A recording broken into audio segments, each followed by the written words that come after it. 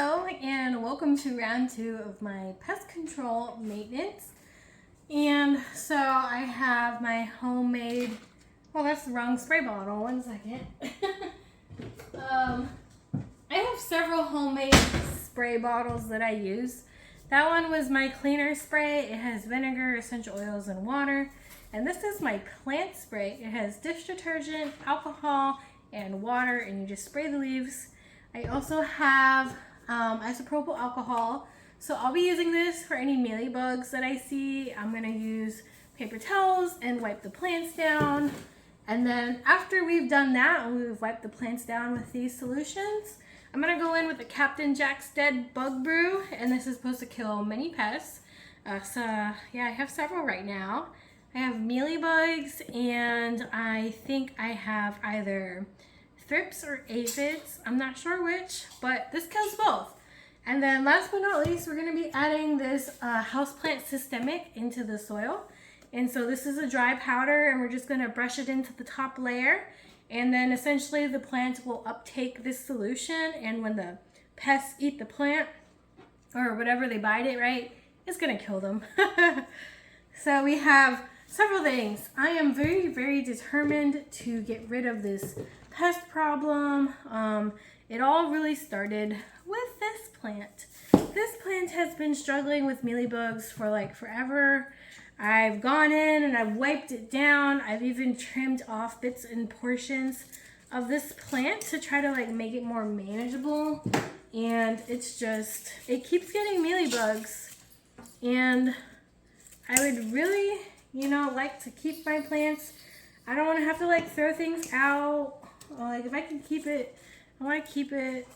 Although at a certain point it might be easier to just buy a whole new plant.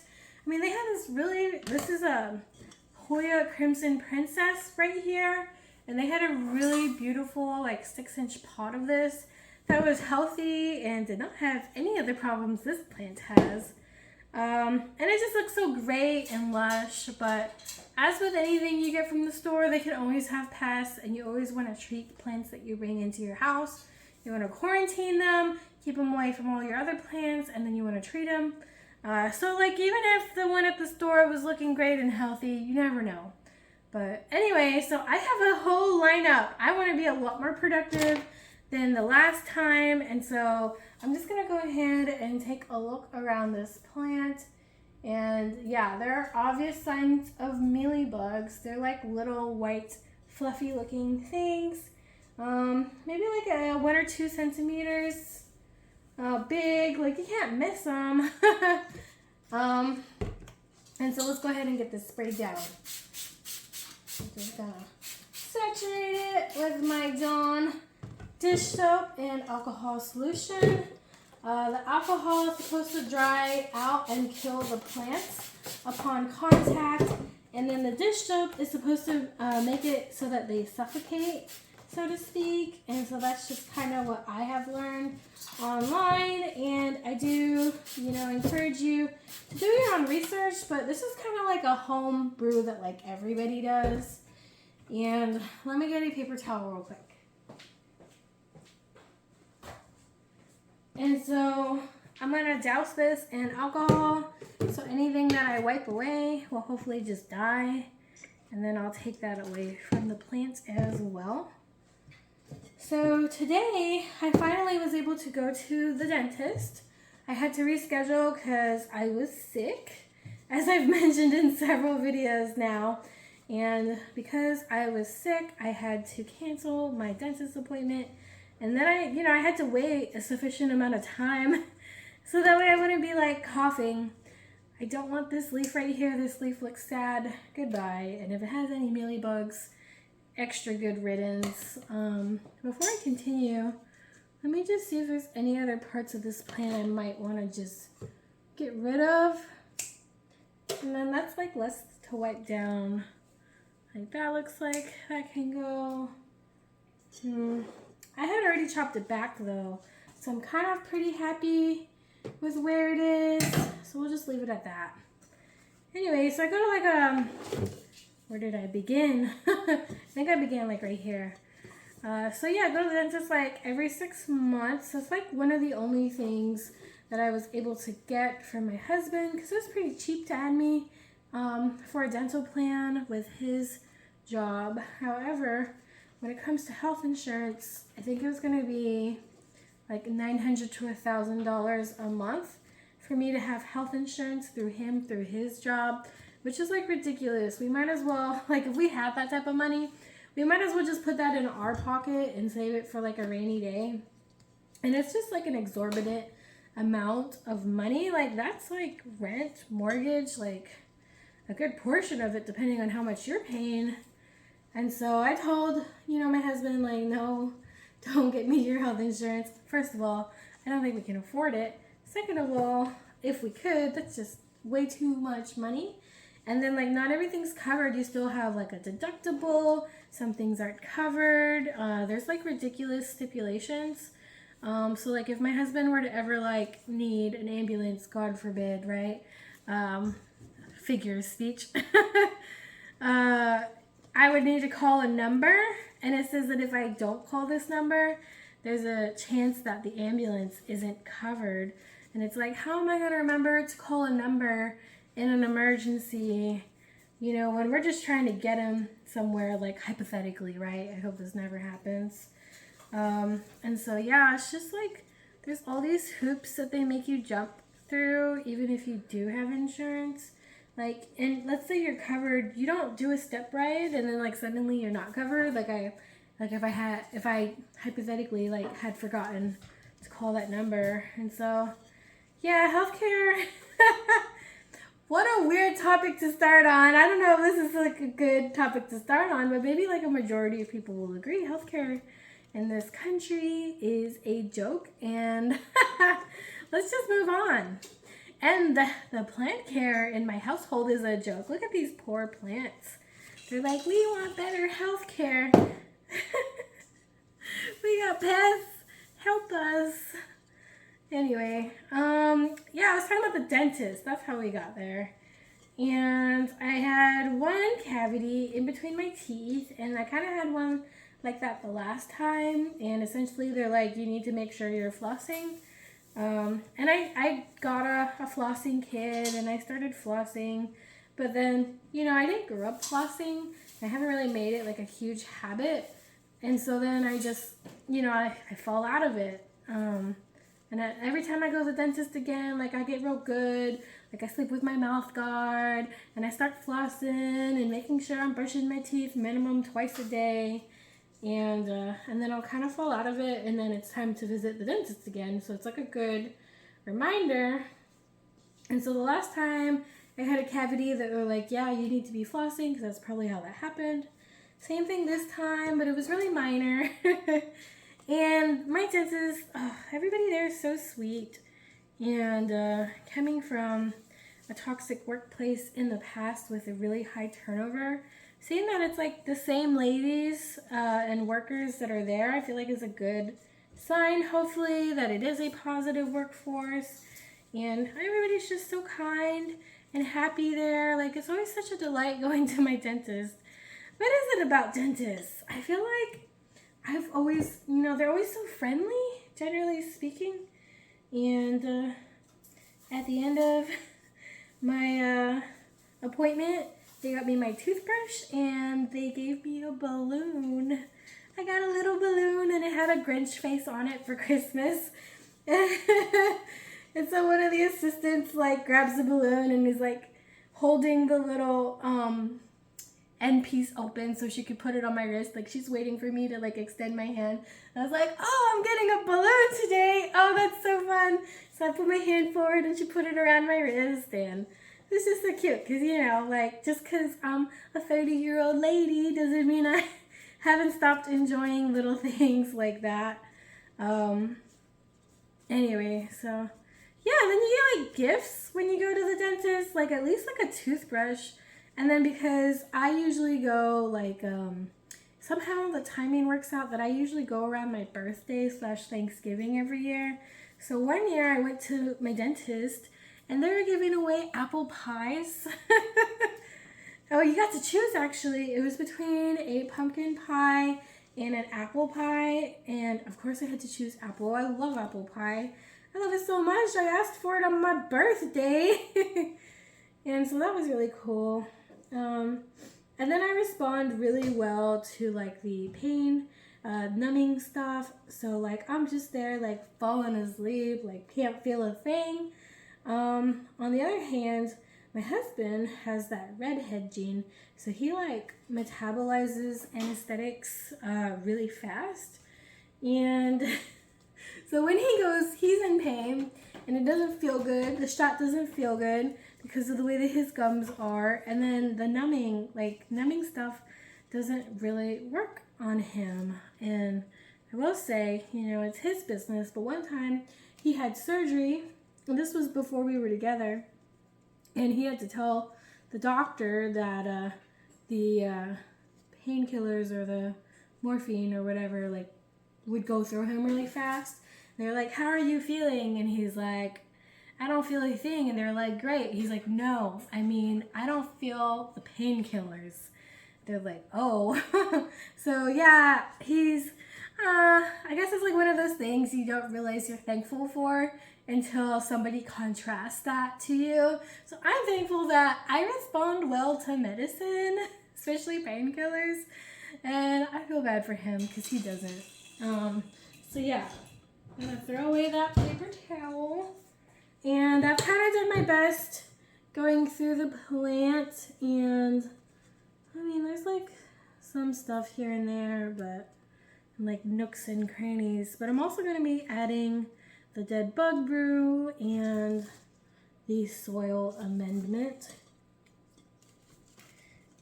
I'm getting ready to stream video games somewhat. I was kind of wanting to do it today, but there was a patch for Baldur's Gate, so that hadn't been downloaded on my computer. We had already updated on my husband's computer. We usually play on his, but since I'm going to stream, I wanted it on my computer, so it's all in one place. And now we're going to go in with the dead Bug Brew. Hey, I don't want to spray this. You're not going to like it, Freya. Freya, baby. Freya, little one. That's my little angel. She sleeps with me every night. I love her so much. Hey, oh. And then we spend the day together. Like if I'm on the couch, she'll just join me and cuddle with me like every single day. So yeah, I was getting ready to stream, but then I had to update my game. So I'm like, well, let me just continue with the pest control because this is a major problem. Anyway, and it needs to be done. And I keep putting it off. And, you know, it's one of those things I'm going to just have to chip away at. Okay. Wash and dry. So, I usually have cavities, unfortunately. And when I don't have a cavity, that's a victory. And I mean, my dentist is so nice. They're like, you get an A, but we want you to have an A+, so get better about flossing. I'm like, oh, that's so sweet, you know. I do try to take care of my teeth. Let's see. 1 second. This is a little bit wet. I'm gonna have to dry this.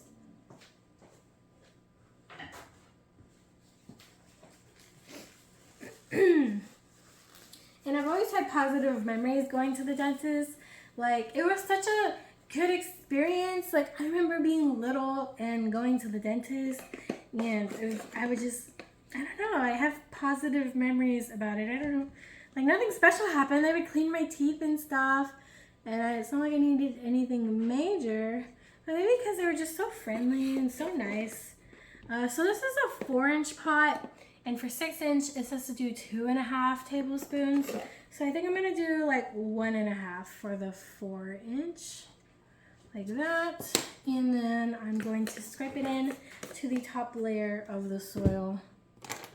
I always had like positive experiences going to the dentist, and also like getting my hair cut My mom would take me to this one lady when we lived in Guam, and she would just gush over me and make me feel like a little princess. And, you know, children deserve to feel that way. Children deserve the world. They're so innocent. They deserve to be taken care of, etc., etc. And now that I'm an adult, I can't even find a good stylist. And, you know, especially with your hair, you can be like really protective over it. You know, you don't want just anybody to do your hair. And I'm not really putting myself out there, I guess, with stylists either. But neither am I, like, happy. Like, the last time I got a haircut, and I did a major cut, my hair was, like, long. And I went from, like, probably, like, elbow length all the way up to here. My hair's grown out a little bit. And let's get this out of the way. And it was a big cut, and I just feel like the stylist wasn't really taken in the moment like I was. And then me and my husband were going to Hawaii, and she's like, oh, what's going on with you? And I'm like, well, we're going to Hawaii, so I'm excited. And she's like, that's cool. And then it was just silent. And we didn't talk after that, other than like, how's that length? Is that good? Are you done? I'm like, well, a little more. How's that? Are you good? Are you done? And I just like, well, I don't know. You're making me feel rushed. And so I'd like sit there and I'd like look at my hair in the mirror and like look at the length, and she'd just be like, is that good? Is that good? And I was just like, I guess I'm good. It just wasn't a good experience. And I mean, it's not like she's obligated to take interest in my life. But, you know, like when you say hello, right? People are like, hello back, right? Or when you say please and thank you, people say, yeah, no problem, or you're welcome. It's kind of a social expectation. So when I say I'm going to Hawaii, and you're just like, whatever, just don't even respond, don't even really say anything, and then just dead silence after that, like that's awkward. Not even like, what are you guys gonna do? Like, you're excited. Like, she wasn't, I guess, feeling very social or conversational. And I don't know, I just feel like it didn't make me feel very good, I guess. Like, she's not obligated to talk to me, obviously, but, you know, I'm not sure what I'm trying to say. Maybe you understand, but it was just very, very anticlimactic, especially for doing such a big chop, you know. And I still haven't found a therapist, someone I trust, somebody, you know. And I think, you know, when you get services done, I really like to request the same person, because like either I know they're gonna do a good job and they're gonna take care of me, and then I'm gonna get quality work. So like, for example, like getting a massage, right? I wouldn't go to just anybody. Like some people, right? They'll get like a 2-hour massage with somebody that they've never had a massage from. And I'm like, hell no. I would get the 1 hour first. I'd trial run it and be like, do I like them? And then if I'm like, wow, that was wonderful, then I'm like, yes, I'm gonna get the 2-hour with you. But never with somebody I've never had before, never with a stranger. Because I mean, that's money, and if I'm gonna be spending money, I want to make sure I'm gonna like it. So yeah, I usually just do like, not that I ever get massages, but if I don't know someone, I'll do the hour, 90 minutes maybe, but never 2 hour. And I've seen people do that, and I'm like, well, it must be nice to have that much disposable income for a service that you might not even fully enjoy because you don't know them. But okay, so we did the alcohol. We wiped down the leaves of this one. This one also has mealybugs. I'm just gonna take a look at it, and looks good to me. Let's go ahead and spray it down with the Captain Jacks now.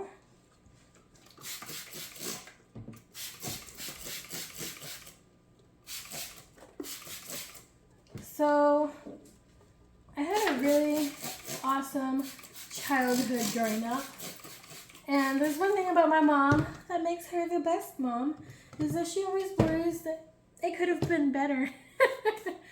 And me and my brother have literally told my mom, like, man, our childhood was awesome. And she still is like, oh, I could have done this, or what if I should have done this? And it's like, Mom, we're literally telling you it was the best. You did a good job. We had a good time. Like, stop. And I guess that's just the sign of the good within her. But I will say, you know, my brother is 4 years older than me, and he was born first. And it was when he was born that my dad joined the military. And before then, times were hard for them, but I did not have to experience any of that. And thankfully, by the time that I was in the picture, the military had really stabilized things for my parents. And this one's a 5-inch, so I think I'll do like 2 tablespoons roughly. And then mix that into the soil. And it really just helped my parents, and they're in such a good place now. Really helped elevate their life, and on top of that, we got to travel the world.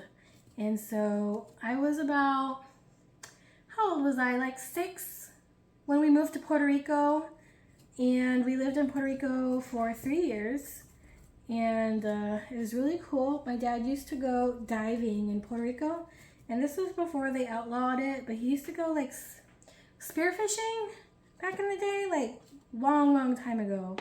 And because I'm like 31 now, and he would bring home lobsters, and he'd boil the lobsters that he had caught. And I remember, like, one of the most vivid memories I have is basically going through like a little rainforest, and my dad had me on his shoulders. He was running with me through the trails, and there was like a drop off on the side, and then there was like little waterfalls, and then a big waterfall at the end of the trail. And man, I was really thinking about like vivid memories from my childhood, and a lot of them are in nature. And I think that's really awesome. Nature's awesome. Go outside, go outdoors. As I stand here inside with my houseplants. I live in South Texas. It is miserable most of the year. Like, it's miserably hot. For once it feels good outside. It is December. I think it's like 70 degrees outside. It's fabulous, but too warm still. Too warm for December. Anyway, and you know, we only have good weather basically in the wintertime and in the spring for like a little bit. And then most of the year it's just like miserably hot. I don't even go outside. Like, I avoid going outside. It's so hot. And you know, this year we had so many days. Every day was an extreme weather warning. Over 100 degrees outside. You know, we're getting like alerts to our phones like every day. And so, you know, I hate the outdoors here. I think if I lived somewhere else, it'd be a lot different. And we don't have a lot here. Like, we're in South Texas. There's no like forests. We have the ocean shore. It's mostly just like short little mesquite trees and flat land. And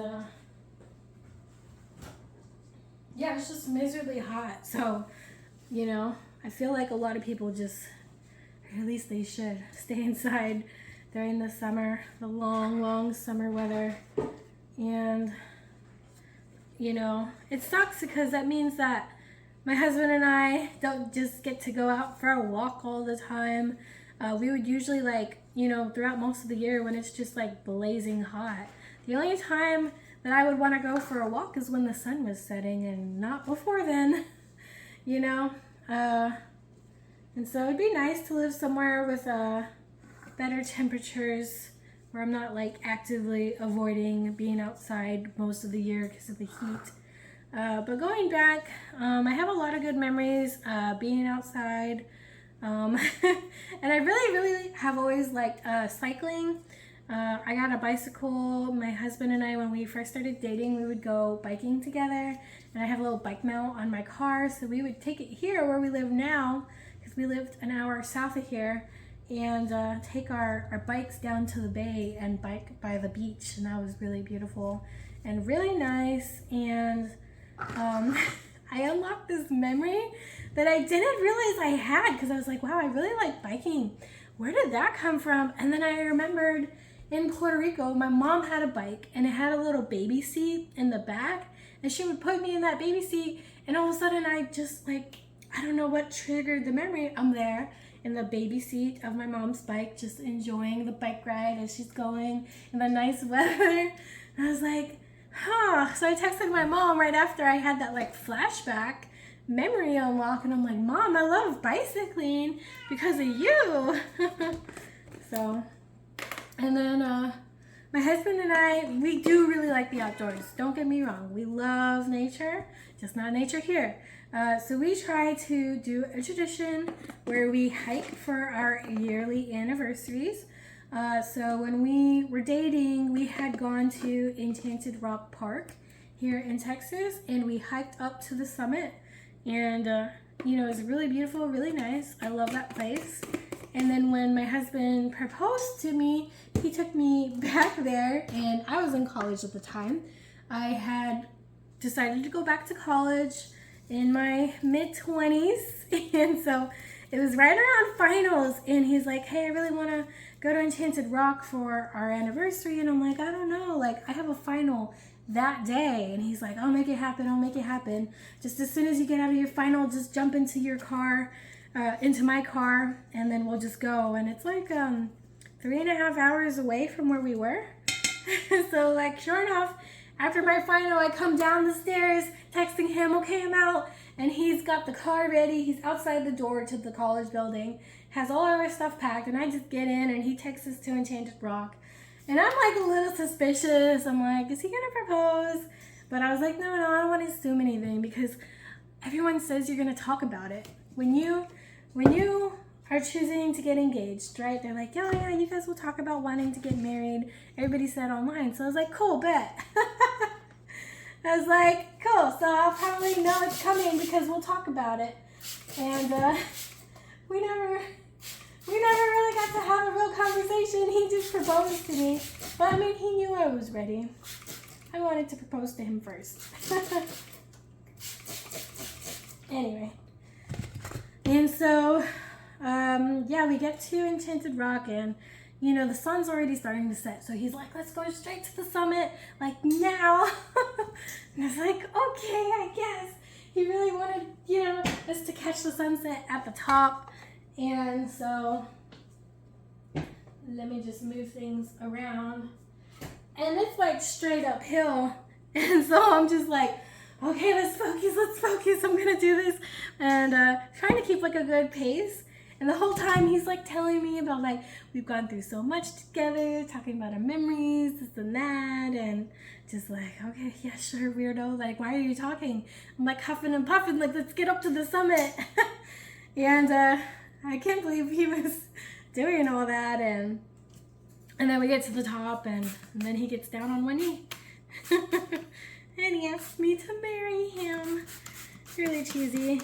And so, yeah, we try to go on a major hike for our anniversary every year. And so one year we went to Bastrop, Texas. We hiked there. And then this past year, since we went to Hawaii, we went to Oahu specifically. Our anniversary hike was Diamond Head Crater, which is really amazing. And since we're planning on going to Japan next year, and if all of that plans out, our anniversary hike will be Mount Fuji. Isn't that exciting? Oh my god, that'd be so cool. So I really like that that's a tradition. So yeah, like, we love nature. Just to hell with this place. South Texas. And then things are getting warmer. The grow zones just got updated. Some grow zones changed. Hey, Feist. What's going on, baby? And so another thing, like, after Puerto Rico, right? We're like beach people too, but beaches here are just okay. After Puerto Rico, my family moved to, what did I do? I think I just sprayed it with alcohol, right? Yeah. Okay, wipe it down. And we went to Guam after that, and Guam was really beautiful. It's out in the Pacific Ocean. While we were there, we got to go to Saipan, and so we got to see a giant merlion statue, which is like, I guess, kind of like their country mascot or something. and we took like this military ship from Guam. Everybody got, I think it was the USS Kitty Hawk or something like that, and we took a military ship over to Saipan. It was like for all the military families to enjoy. And when we lived in Guam, we ended up getting to a point where we just went to the beach every single day. My parents learned how to scuba dive, and then my dad became a scuba diving instructor. And I was too young. Basically, when I was old enough, my scuba diving training just never happened. And then we moved. And then we moved to Japan. So yeah, going from Guam to Japan. And as a kid, I was like, Japan, wow, I don't even know what to expect. Like, I would try to imagine it. And like, I just wasn't sure what to even imagine, you know? If you know what I mean. And then we get there and I'm like, oh, this is modern. I don't know. Let's get another paper towel. And I really like Japan for the culture. And of course there's like pros and cons to everything. One of my favorite things is how traversable it is. So you can take the train or the bus anywhere. Public transport there is amazing. And then of course, you know, you walk, so lots of walking. And in fact, I am trying to train to go back to Japan because I know we're going to be walking a lot. And I don't want to be miserable with my legs hurting from all that walking. Because we had gone to Schlitterbahn at the end of this past summer, and there's a lot of Schlitterbahn in New Braunfels, Texas, and there's a lot of stairs. Like the lockers are down like several flights of stairs. God forbid you get lost. You're going up and down and up and down. And the next day, like my legs were sore. And I like to think that I'm in decent shape. You know, I could be better. Right now, not so much because, you know, I was sick. So I'm definitely having to make up for that and make a comeback from that. But yeah, my legs were sore and I was like, well, this is making me sore. I better start training for Japan. And so we lived in each place for 3 years and it was the best. We lived on base in each location. In Japan, we had a nature trail that was on base. So I would go and I'd go to the nature trail and just kind of like have fun, go off the beaten path. So I have a lot of like vivid memories being there. Bicycling, rollerblading. I was an outdoorsy kid. I was always fairly active growing up. Don't get me wrong, I love video games too. GameCube was out around then and I was playing Animal Crossing, the OG one on the GameCube. Love that game. GameCube was so good. There's so many good games on it. Like Sonic Adventures 2. Love that game. Anyway, so yeah, I mean, and then while we were in Japan, my family would use the Space A flights through the military, and essentially it's like free travel. And there's like a priority list, so like if you're active duty, you're higher on the list. And so they only have so much space on the plane, and depending on where you're ranked or whether you're active duty or not, like you're, you know, higher or lower on the list, then they'll fill the plane from that priority list. And you know, my dad was active duty, so it was fairly simple. Oh no, oh no. Well, that's gone. I claimed you for nothing. Anyway, gotta be a little bit more delicate with the allocations because just snap. Let's spray with this. Hope anything that makes this part much easier.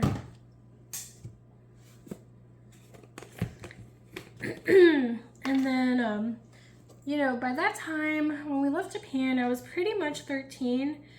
And it was really tough because the older you get, like, it was a lot easier being in the military, moving every 3 years when I was younger. The internet wasn't really major until I was in Japan. And it was like when I was 12 that I had a computer in my room with big old monitor and everything. And so like, you know, it was hard to stay in contact with people, before Japan, so I don't really have any of those people in my life. And then when you get to that age, you know, you start making deeper friendships. So that last move, when we finally came back to the US, was really difficult for me. It was really hard, and you know, I would get really upset about it, and it did not help that I was entering my teenage years with all those hormones, feeling like I was missing home, which was when we lived in Japan. And I just, you know, cry and be like, I want to go home. And it was the first time since I was like a baby that we just lived in the US. And so it was about like 7th, 8th grade, and it was really tough.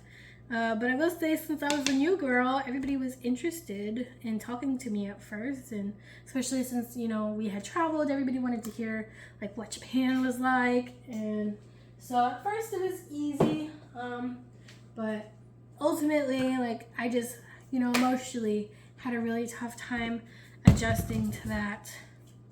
All right, moving on to this next plant. Let's see if there's anything we can cut. This branch doesn't really have much, and the leaves don't look healthy at the tip. So goodbye to that. Goodbye.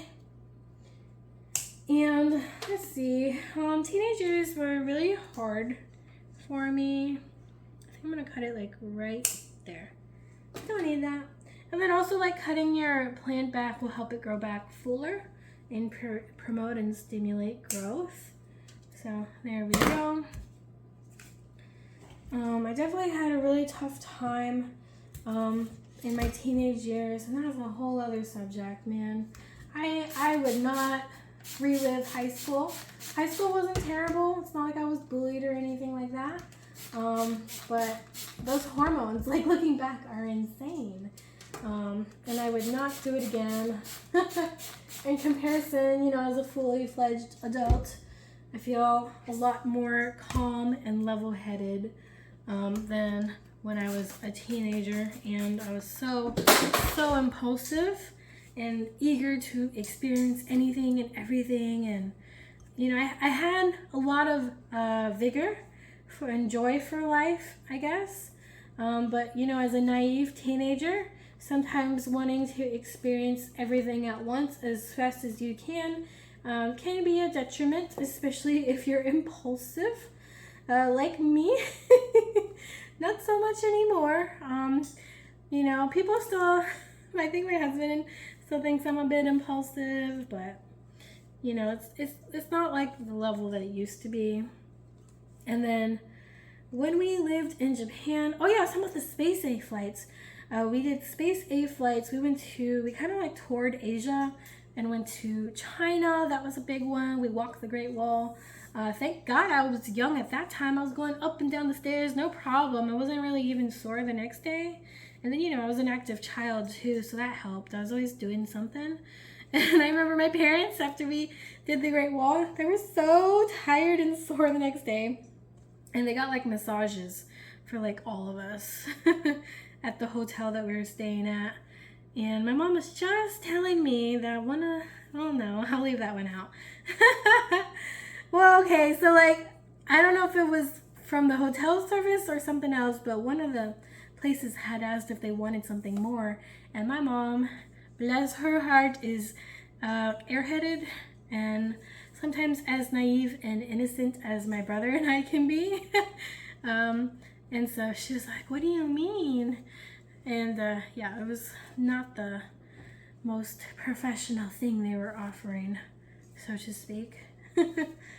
And let's see, we went to Singapore, Malaysia, Thailand, and Korea. Although, you know, we did experience some racism. I think it was in Korea, actually.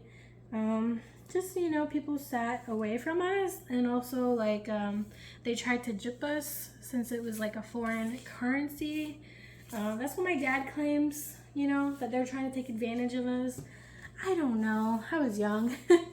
And then, let's see. In China, we did a hot pot while we were there, and it was really delicious. We also had Peking duck, And like, I remember, I have vivid memories like, that was a good meal. That was a good meal. And I don't even eat meat anymore, you know? I chose to stop eating meat in my 20s because my mom had a lot of health problems and I really didn't want to go down the same route. Like, she's had a lot of GI problems and then she's had her gallbladder removed and I don't know, just like a bunch of things. Like, she thinks she has like IBS, maybe like Crohn's disease as well. And so I was like, I don't want to go down the same road. And I decided, I had a boyfriend at the time who was vegan and he was also like pressuring me to go vegan. And so then I did a bunch of research and watched a lot of documentaries, and there were so many pros to going vegan. Or no, first I was gonna go vegetarian. And there was so many pros to going vegan that to going vegan that I decided instead of going vegetarian, I might as well go vegan. Like, it seems that much better. Not only for the environment, but morally, ethically. You know, there are a lot of good reasons to do it, and that's one of the decisions I make in my day-to-day life that I feel like I'm making a difference. Much like with my plants, you know, I feel like by planting trees and having things outside, I'm making a difference in my local environment as well for the betterment of the bees and the local ecosystems. But anyway, so it was kind of like a no-brainer after I learned a bunch of stuff that it's like, you know, better for your health, better for the environment, ethically, you know, if that weighs on you, and morally. So in my early 20s, I went like very, very strict vegan, and there's that plant. Yes, I'm making headway. And then I met my current partner after, you know, all that fizzled out years and years ago. And I was vegan when we first met, but especially in a small town, being vegetarian is just so much easier. And I have a weakness for cheese. And, you know, the funny thing is there was like this vegan vegetarian community event where we live. And so we went, and they had like these booths and a bunch of like information, and there was this athlete selling his books, or like people wanting to talk about being vegan. And, you know, I was vegetarian, and it was the vegans who gave me so much crap for being vegetarian. They're like, you know better, versus like the people who ate meat. Like, they didn't tell my husband anything. They didn't care that he ate meat, but because I knew better, I need to be better. And I really, you know, was taken aback by that, because I feel like if you're going to try to convert people, so to speak, you need to, I feel like a positive approach is better versus like actively shaming people. And so it just really turned me off, and I kind of just walked away. And apparently my husband said something to her afterwards. He was like, you know why she walked away, right? And she's like, what? No, why? And he's like, it's because of your approach or something like that. Like, my husband had spoken up for me, which I was like really touched by. I was like, thank you. I did not appreciate being shamed when I'm already, like, even as a vegetarian, right? Like, you're making a difference still with your diet. Or they say even like if you eat like, if you do one day like meatless, right? Like you can get some benefits as well. Like, it doesn't have to be all or nothing. And to expect all or nothing from people is just, I don't know, it just doesn't make sense. You just can't expect that from everyone and from people. I feel like you have to give people grace. And, you know, I'm still doing something. My diet is still contributing to things that I, you know, believe in a positive way, or so I hope. And it's better that, you know, I'm vegetarian than maybe not at all. Anyway, this plant is almost done. Just one more time. There we go. And done. Anyway, so let's see. Yeah, I've just been vegetarian ever since I stopped being vegan. And I don't think I'm ever gonna stop being vegetarian. It's so like ingrained in me at this point. I've been meatless for pretty much a decade now, and I'm so well trained. I feel like even if I had like chicken or meat, like I just couldn't go through with it. I just can't. Like I got that mental block now from like years and years of like discipline. I just can't. Let's see. It's a little moist again. I'm almost done with this batch of plants, and then we're gonna be another step closer to my pest control maintenance. I might have to get more of this systemic, but for now that's good. Anyway, so yeah, and so I've been vegetarian since, I think it's been 10 years now. That's crazy. And a part of me is like, wow, I can't believe I was vegan once. That's so strict. But I'm impressed that I did it for so long. I think I did it for like 5-6 years. I can see that there's like there's mealybugs on the substrate. So I'm taking out some pieces of the substrate with the mealybugs. Like there's like a mealybug here. Like I have some wood chunks, and I'm kind of seeing that they're like making a home there. Let me spray down the soil.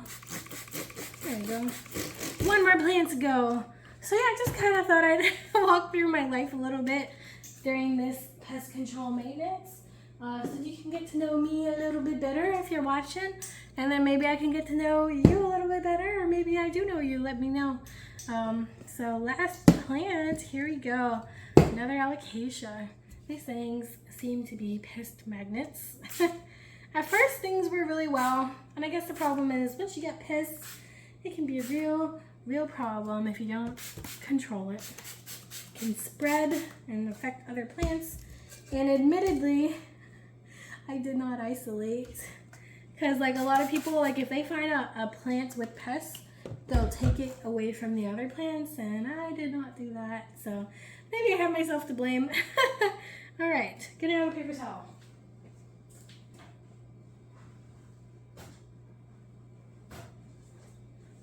Last one. All right, so I was like thinking about all the things that has happened this year, and wow, so much has happened. Like for one, my husband and I went to Hawaii. That was amazing. I can't believe we did that. That was so awesome. I'm so happy we did that. And then there was the solar eclipse that we were able to view here. And so we saw a solar eclipse this year. I've never seen one before. There's going to be one that we'll be able to see from Texas next year. So my husband and I are talking about making plans for that. And that would be really cool. And this is really awesome, seeing the Ring of Fire solar eclipse this year. So many things that we've done together. I was telling my husband, I was like, because we're like 8 years together practically. I was like, I think we're getting close to a decade together. Can you believe that? Time goes by so fast, man. It really does. Especially when, you're happy. So, and I generally am 30s and thriving. 30s are good. I'm gonna have to come up with a slogan for the 30s. we need like a slogan, I'll think about it. I'll brainstorm. But all right, so this is a 4-inch pot. So I think I'll do like 1.5 for that, since 6 inches 2.5. And then almost done for today. And so yeah, I was just thinking about all the things that we've accomplished and that we've done. We've gone on our road trips. We went on a major road trip where we went through New Mexico to LA, through Vegas, and then we ended up in Colorado and then came back home. And then we also did a snowboarding trip to Colorado that was like so fun. ever since we've done that, I'm like, I want to go do that again. And there's this one YouTube channel of this dad who takes their daughter snowboarding, and she's like 5, but she's so good and so skilled. And you listen to like the way that they cue her and how they're teaching her how to snowboard, and they acknowledge her fears and they acknowledge how she's feeling, and they're like so supportive in like such a positive way. It's just really sweet. All right, so let's see, we got 1, 2, 3, 4, 5, 6, 7, 8, 9, 10 plants, and even 10. All right, so now I can place these things back. So yeah, I guess today I kind of talked about growing up and what my life's looked like so far. Just kind of like some key points. You know, I really love growing up as a military dependent. For someone who loves adventure and the outdoors as much as I do, it was like the best thing, like golden era for sure. And you know, now that I'm living here with my husband in my house, things are just really coming together. I'm like, yeah, just so happy. Let me know how things are going for you, you know, whether they're good or bad. What are some major life experiences that you remember? For me, it was being out in nature, going out on trails, being on the back of my mom's bike as a baby. That was, wow, I can't believe I remember that. That's probably the earliest memory that I have, I think. Anyway, so have a good rest of your day, and don't forget, go plant a plant or go plant a tree, and have a good one. Bye.